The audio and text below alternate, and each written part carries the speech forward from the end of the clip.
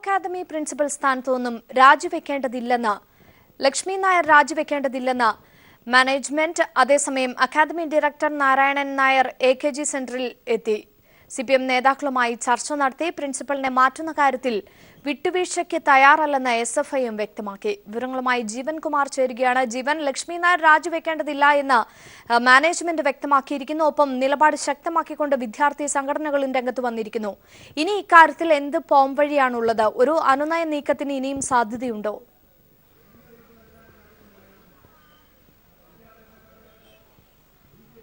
അതുതന്നെയാണ് അഞ്ജു എല്ലാവരും ഉറ്റുനോക്കുന്നത്. കാരണം ഏതെങ്കിലും തരത്തിലുള്ളൊരു അനുനയ നീക്കം വഴി ഇനി ഈ കാര്യം പൂർണ്ണമായും ഒരു ഒത്തുതീർപ്പ് നിർദ്ദേശത്തിലേക്ക് എത്താൻ കഴിയുമോ എന്ന തരത്തിലുള്ള ചില ഒത്തുതീർപ്പ് ചർച്ചകൾ ഏത് തരത്തിലായിരിക്കും എന്നത് ആസ്പദമാക്കിയായിരിക്കും സമരത്തിൻ്റെയും ലക്ഷ്മി നായരുടെയും ഭാവി നിർണ്ണയിക്കപ്പെടുക.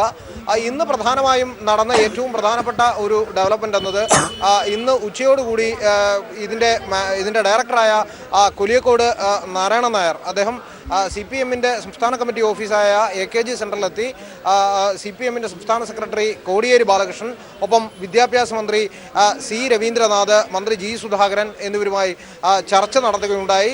മാനേജ്മെൻറ്റിൻ്റെ ഭാഗത്തു നിന്ന് ലോ അക്കാഡമിയുടെ സെക്രട്ടറി നാഗരാജുവും ഉണ്ടായിരുന്നു.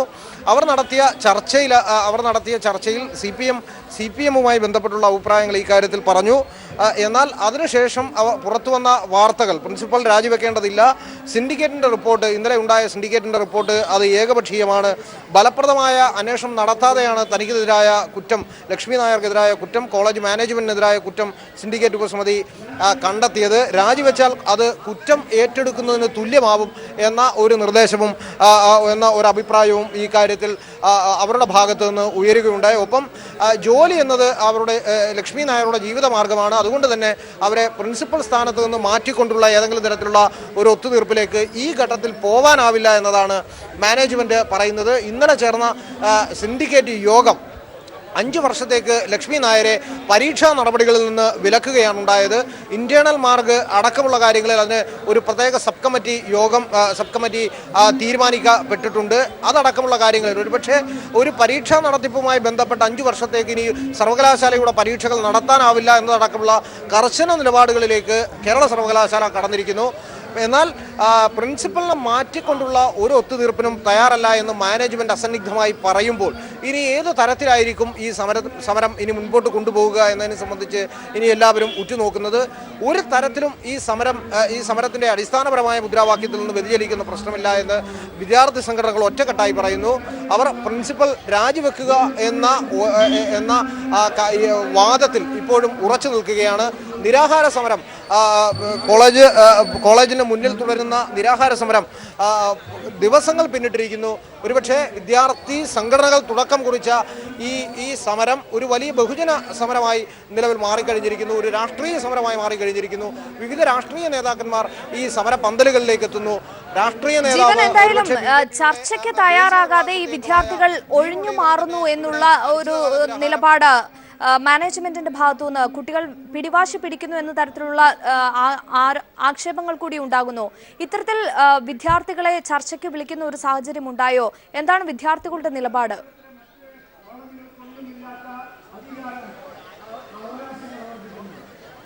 വിദ്യാർത്ഥികളുമായി ഇന്നലെ ഹോസ്റ്റലിലുള്ള 4 വിദ്യാർത്ഥിനികളുമായി ഇന്നലെ പ്രിൻസിപ്പൽ ലക്ഷ്മി നായർ ഇന്നലെ രാത്രി വളരെ വൈകി ഒരുപക്ഷെ രാത്രി 7 മണിയോടുകൂടി ചർച്ച നടത്തുകയുണ്ടായിരുന്നു. അംഗീകൃതമായ വിദ്യാർത്ഥി സംഘടനകളുമായി ഏതെങ്കിലും തരത്തിലുള്ളൊരു ചർച്ച നടന്നിട്ടില്ല. വിദ്യാർത്ഥി സംഘടനകൾ മുന്നോട്ട് വെക്കുന്ന ഏക ആവശ്യമെന്നത് അത് ഏറ്റവും പരമപ്രധാനമായ പ്രിൻസിപ്പൽ മാറി നിൽക്കുക എന്ന മുദ്രാവാക്യം തന്നെയാണ്. അത് മാറിയതിനു ശേഷം മാത്രമാണ് ഈ കാര്യത്തിൽ ചർച്ച ഉണ്ടാവൂ എന്ന നിലപാടിൽ വിദ്യാർത്ഥി സംഘടനകൾ നിൽക്കുന്നുണ്ട്. അതൊരു വസ്തുതയാണ്. കാരണം അവർക്ക് പറയാനുള്ളത് ലക്ഷ്മി നായർ മാറി നിൽക്കുക എന്നത് മാത്രമാണ്. അതിനപ്പുറത്തേക്കുള്ള ഏതെങ്കിലും തരത്തിൽ ഒരു ഒത്തുതീർപ്പിന് ഈ കാര്യത്തിൽ വിദ്യാർത്ഥി സംഘടനകൾ തയ്യാറല്ല എന്ന് വളരെ കൃത്യമായി തന്നെ അവർ പറഞ്ഞിരിക്കുന്നു.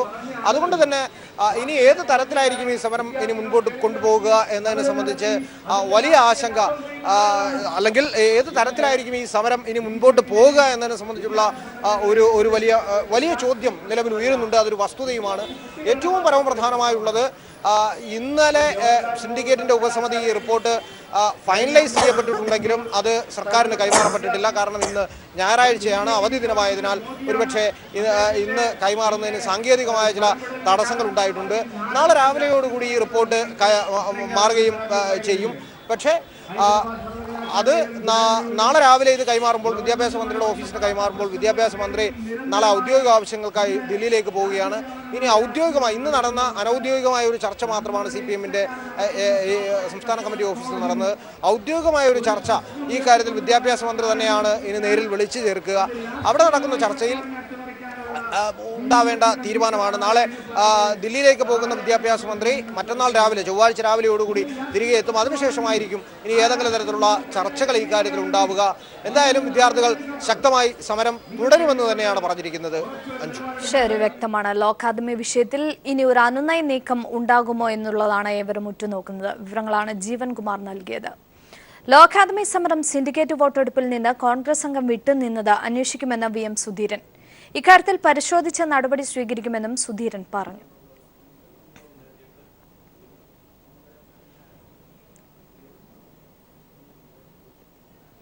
സ്വാശ്രയ കോളേജ് പരാതികൾ ഗൗരവമായ നടപടി അർഹിക്കുന്നുവെന്ന് മുഖ്യമന്ത്രി പിണറായി വിജയൻ. ചില കോളേജുകളുടെ പേര് കേൾക്കുമ്പോൾ കുട്ടികൾ പേടിക്കുന്ന അവസ്ഥയാണെന്നും സ്വാശ്രയ കോളേജുകളിലെ വിദ്യാർത്ഥികളുടെ അസംതൃപ്തി സർക്കാർ മനസ്സിലാക്കുന്നുവെന്നും മുഖ്യമന്ത്രി പറഞ്ഞു.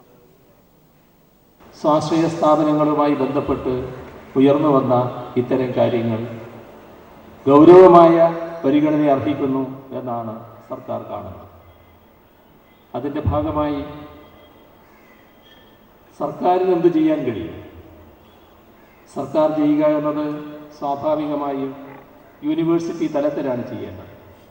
അപ്പം അതുമായി ബന്ധപ്പെട്ട് ഇത്തരം പ്രശ്നങ്ങൾ പരിശോധിക്കണം എന്ന് തന്നെയാണ് സർക്കാർ കാണുന്നത്. യൂണിവേഴ്സിറ്റികളുടെ വൈസ് ചാൻസലർമാരുടെ യോഗം മുഖ്യമന്ത്രിയും വിദ്യാഭ്യാസ മന്ത്രിയും പങ്കെടുത്തുകൊണ്ട് ചേരാൻ വേണ്ടി നിശ്ചയിച്ചിട്ടുണ്ട്. അത് കൃത്യമായ ചില കാര്യങ്ങൾ തീരുമാനിക്കാനുള്ള യോഗമായിട്ടാണ് കാണുന്നത്. കുട്ടികൾക്ക് ഭയാശങ്കയില്ലാതെ പഠിക്കാൻ കഴിയും. ഭയാശങ്കക്കിടയാക്കുന്ന എല്ലാം എങ്ങനെ ഇല്ലാതാക്കാൻ കഴിയും? ആ കാര്യങ്ങളാണ് വൈസ് ചാൻസലർമാരുമായി ചർച്ച ചെയ്യാൻ ഉദ്ദേശിക്കുന്നത്. UPയുടെ പുരോഗമന സഖ്യമെന്ന അവകാശവുമായി അഖിലേഷ് യാദവും രാഹുൽ ഗാന്ധിയും ഒരുമിച്ചുള്ള തെരഞ്ഞെടുപ്പ് പ്രചാരണത്തിന് തുടക്കമായി. ഭിന്നിച്ചു ഭരിക്കാനുള്ള BJP നീക്കങ്ങൾക്ക് SP കോൺഗ്രസ് സഖ്യത്തിലൂടെ ജനങ്ങൾ മറുപടി നൽകുമെന്ന് അഖിലേഷ് യാദവ് അവകാശപ്പെട്ടു. പുരോഗതി, സമൃദ്ധി, സമാധാനം എന്നിവ സഖ്യം ഉറപ്പു നൽകുന്നുവെന്ന് രാഹുൽ ഗാന്ധി സംയുക്ത വാർത്താ സമ്മേളനത്തിൽ പറഞ്ഞു. പ്രചാരണം അവസാനിക്കാൻ 11 ദിനം മാത്രം ശേഷിക്കെ ലക്നൌവിലായിരുന്നു ഇരു നേതാക്കളുടെയും ആദ്യഘട്ട പ്രചാരണം. उत्तर प्रदेश की सब प्रोग्रेसिव फोर्सेस मिली, एक साथ खड़ी हुई और उन्होंने कंपनी राज का जवाब दिया. उसी प्रकार आज हम क्रोध की राजनीति, गुस्से की राजनीति, बांटने की राजनीति और कंपनी को हिंदुस्तान के धन देने की राजनीति का जवाब दे रहे हैं. एक प्रकार से गंगा और यमुना का यहाँ पे मिलन हो रहा है. ഗംഗ യമുന നദീ സംഗമനം പോലെയാണ് സമാജ്വാദി കോൺഗ്രസ് സഖ്യമെന്നും ഭിന്നിച്ചു ഭരിക്കാനുള്ള BJP നയങ്ങൾക്ക് തിരിച്ചടിയാണെന്നും ചൂണ്ടിക്കാട്ടിയായിരുന്നു അഖിലേഷിന്റെ സാന്നിധ്യത്തിലുള്ള രാഹുൽ ഗാന്ധിയുടെ ആദ്യ പ്രതികരണം. റോഡ് ഷോയ്ക്ക് മുന്നോടിയായി ഇരു നേതാക്കളും സംയുക്തമായി ലക്നൌവിൽ നടത്തിയ വാർത്താ സമ്മേളനത്തിൽ സമാജ്വാദി കോൺഗ്രസ് സഖ്യമെന്നല്ല UPയുടെ പുരോഗമനത്തിനുള്ള പങ്കാളികളെന്നാണ് അഖിലേഷ് യാദവ് വിശേഷിപ്പിച്ചത്. RSSനും BJPക്കും കനത്ത തിരിച്ചടി നൽകി 300 മുകളിൽ സീറ്റുകൾ സഖ്യം നേടുമെന്നും അഖിലേഷ് അവകാശപ്പെട്ടു. BJP തകർക്കുകയാണ് ലക്ഷ്യമെന്നും ദേശീയതലത്തിൽ 2019ലും സഖ്യസാധ്യത സജീവ പരിഗണനയിലുണ്ടെന്നും നേതാക്കൾ വ്യക്തമാക്കി. ഒരുമിച്ചുള്ള വാർത്താ സമ്മേളനത്തിന് ശേഷം ലക്നൌവിൽ ഇരു നേതാക്കളും സംയുക്ത റോഡ് ഷോയും നടത്തി. അഖിലേഷ് യാദവും രാഹുൽ ഗാന്ധിയും ഒരുമിച്ചുള്ള പോസ്റ്ററുകളും UPയിലെ നിരത്തുകളിൽ സജീവമായി കഴിഞ്ഞു. ഉത്തർപ്രദേശ് ആഗ്രഹിച്ച സഖ്യമെന്ന മുദ്രാവാക്യത്തിൽ കോൺഗ്രസിന്റെ കൈപ്പത്തി ചിഹ്നവും സമാജ്വാദിയുടെ സുപ്രസിദ്ധ സൈക്കിൾ ചിഹ്നവും പോസ്റ്ററിൽ സമാസമം ഇടം പിടിച്ചു. പ്രിയങ്ക ഗാന്ധിയും അഖിലേഷിന്റെ ഭാര്യ ഡിംപിൾ യാദവും അടുത്ത ദിവസങ്ങളിൽ തെരഞ്ഞെടുപ്പ് പ്രചാരണ റാലിയിൽ രംഗത്തുണ്ടാവും. യുപിയുടെ സ്വന്തം പുത്രന്മാരെന്ന വ്യാഖ്യാനങ്ങളുമായാണ് അഖിലേഷിന്റെയും രാഹുലിന്റെയും ഒറ്റക്കെട്ടായുള്ള പ്രചാരണം. എന്നാൽ രാമക്ഷേത്രവും മുത്തലാഖും ഉൾക്കൊള്ളിച്ചുള്ള പ്രകടന പത്രിക ഇതിനെല്ലാം ബദലാകുമെന്ന് BJP പ്രതീക്ഷിക്കുന്നു. ക്യാമറാമാൻ ഗോപി കടവല്ലൂരിനൊപ്പം മനുശങ്കരൻ, ദില്ലി. 5 നിയമസഭാ തെരഞ്ഞെടുപ്പുകളിലേക്ക് രാജ്യം കടക്കാനിരിക്കെ പാർലമെന്റ് സമ്മേളനം മറ്റന്നാൾ ആരംഭിക്കും. സമ്മേളനത്തിന് മുന്നോടിയായി ലോക്സഭാ സ്പീക്കർ സുമിത്രാ മഹാജൻ നാളെ സർവകക്ഷി യോഗം വിളിച്ചു. തെരഞ്ഞെടുപ്പിന് മുമ്പ് ബജറ്റ് അവതരിപ്പിക്കരുത് എന്നാവശ്യപ്പെട്ട് പ്രതിപക്ഷ പാർട്ടികൾ ഇരു സഭകളിലും പ്രക്ഷോഭം നടത്തും. ഉത്തർപ്രദേശ്, പഞ്ചാബ്, ഗോവ, ഉത്തരാഖണ്ഡ്, മണിപ്പൂർ നിയമസഭാ തെരഞ്ഞെടുപ്പുകൾ പടിവാതിലിൽ നിൽക്കുമ്പോഴാണ് ബഡ്ജറ്റ് സമ്മേളനത്തിനായി പാർലമെന്റ് ചേരുന്നത്. ചൊവ്വാഴ്ച ആരംഭിക്കുന്ന സമ്മേളനത്തിന്റെ 2ാം ദിവസം മോദി സർക്കാർ 3ാമത്തെ കേന്ദ്ര പൊതു ബഡ്ജറ്റ് അവതരിപ്പിക്കും.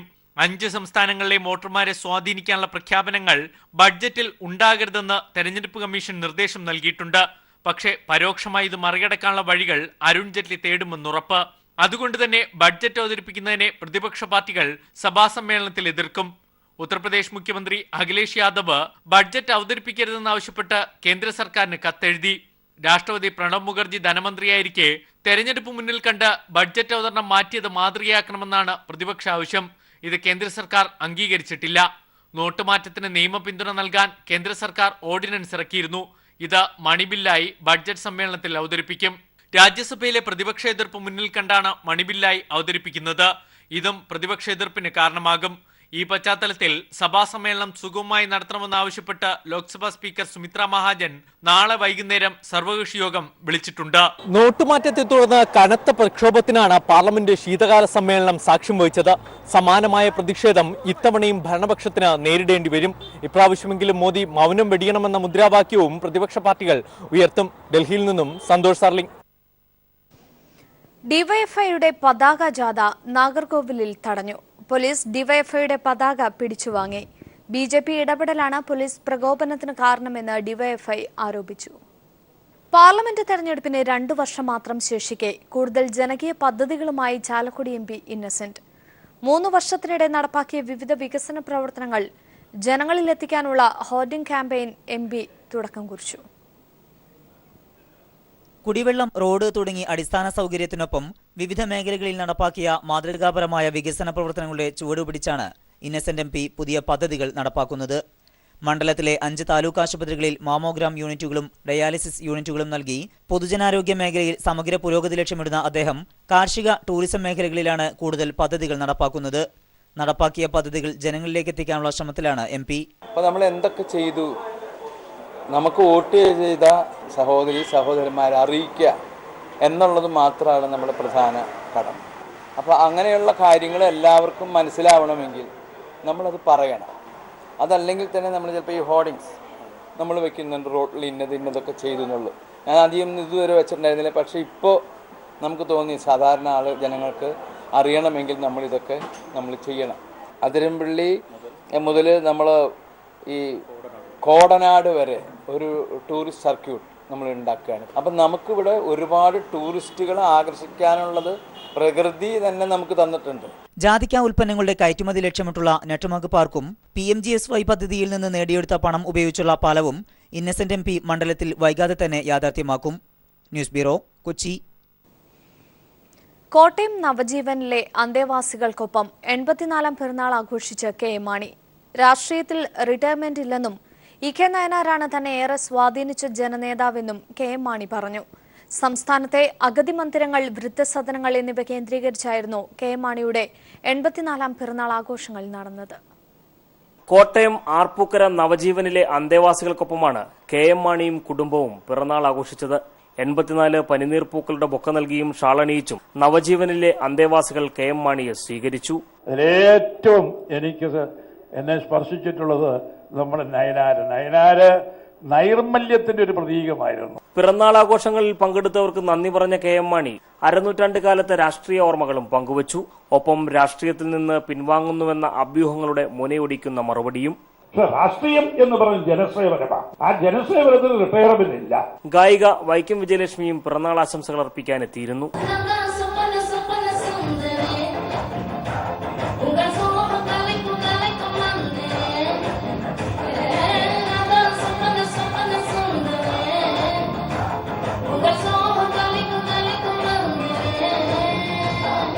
അന്തേവാസികൾക്കൊപ്പം ഇരുന്ന് ഭക്ഷണം കഴിച്ച ശേഷമാണ് KM മാണിയും കുടുംബാംഗങ്ങളും മടങ്ങിയത്.